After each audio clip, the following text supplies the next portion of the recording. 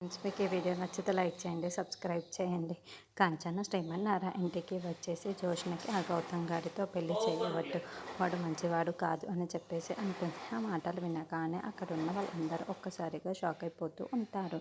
ఇంతలో అక్కడున్న సుమిత్ర మాత్రం, ఏంటి వదినను ఇలా మాట్లాడుతున్నావు, దీపరెన్ను కూడా మార్చేసిందా ఏంటి అని చెప్పేసి అడుగుతూ ఉంటుంది. ఆ మాటలు వినగానే అక్కడున్న కాంచన ఒక్కసారిగా షాక్ అయిపోతూ ఉంటుంది.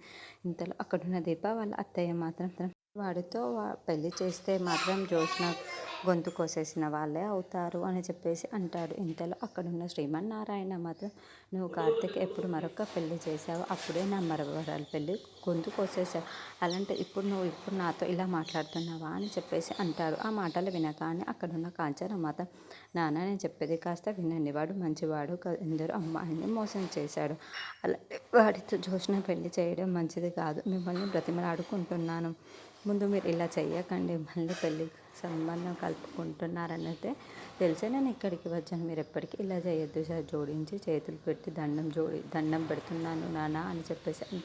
ఆ మాటలు వినగానే అక్కడ ఉన్న వాళ్ళ నాన్న, నువ్వు నాతో ఇలా మాట్లాడాల్సిన అవసరమూ లేదు, మాకేం చేయాలో జస్ట్ ఏది మంచిదో మాకు అన్ని బాగానే తెలుసు అని చెప్పేసి అంటాడు.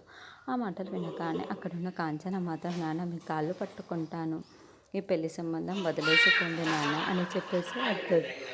అక్కడున్న శ్రీమన్నారాయణ మాత్రం, నువ్వు చెప్పావు కదా ఇక్కడ నుండే వెళ్ళిపో అని చెప్పేసి అంటూ ఉంటాడు. ఆ మాటలు వినగానే అక్కడున్న కాంచన అయితే ఒక్కసారిగా షాక్ అయిపోతూ ఉంటుంది.